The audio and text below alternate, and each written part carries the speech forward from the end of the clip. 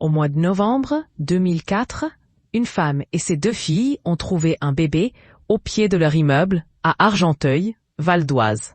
20 ans plus tard, elles se souviennent encore de cette histoire inoubliable et s'apprêtent à rencontrer la jeune femme qu'elles ont sauvée. C'est une histoire exceptionnelle. Il y a 20 ans, un bébé a été découvert abandonné dans une boîte à chaussures laissée au pied d'un immeuble. Recueilli par 3 femmes d'une même famille, le nourrisson a finalement pu être sauvé et vit aujourd'hui une vie normale. Le 17 novembre 2024, la petite Jade a été laissée à la porte d'un immeuble du 153 boulevard Jean Hellman à Argenteuil, dans le Val d'Oise. Mon neveu s'est mis à la fenêtre en voyant une dame s'agiter en bas dans la rue.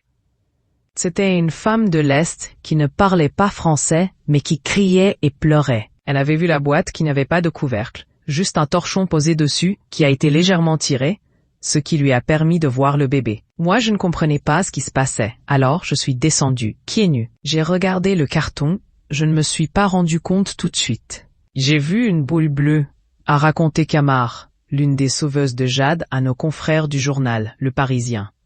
On n'arrêtait pas de pleurer, raconte la famille.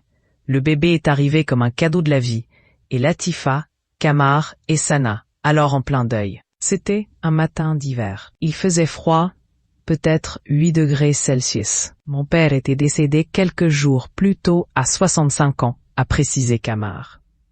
Sans se poser de questions, Latifa et ses 2 filles ont alors recueilli le bébé et ont commencé à lui prodiguer les premiers soins.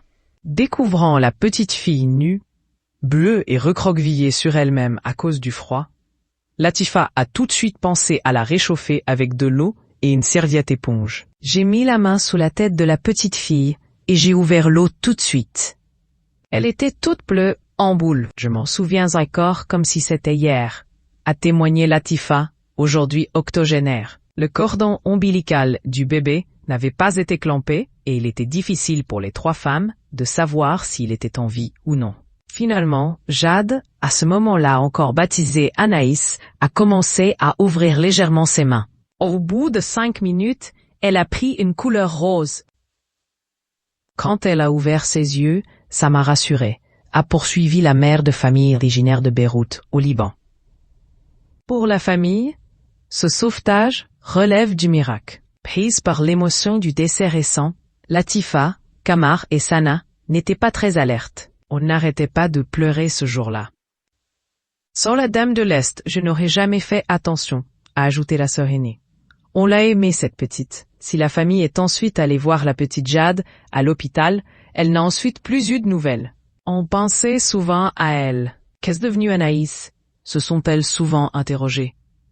D'ailleurs, Latifa et ses filles s'étaient même proposées pour l'adopter. Jade avait finalement été confiée à l'ASE, Aide sociale à l'enfance, avant d'être prise en charge par la DDAS. On aurait bien aimé la garder, a raconté Sana, avant d'ajouter. On ne l'a pas juste sauvée, on l'a aimée cette petite. Elle est d'entrée dans notre cœur. 20 ans après leur découverte, une rencontre se prépare entre les 4 femmes. L'occasion pour chacune de se remémorer cette histoire inoubliable. Devrait également être présent Olivier Robert, le pompier qui est intervenu ce jour-là pour sauver le nourrisson. C'était une intervention marquante. Aïe, la petite fille revient de loin. Il y avait un risque d'infection, d'hypothermie, d'hémorragie aussi. Elle avait toujours son cordon ombilical qui n'était pas clampé. Heureusement, nous n'avons pas eu besoin de faire de réanimation, a-t-il témoigné auprès de nos confrères. Aujourd'hui, la jeune femme vit avec ses parents adoptifs qui ne lui ont jamais caché son histoire, pour son bon équilibre.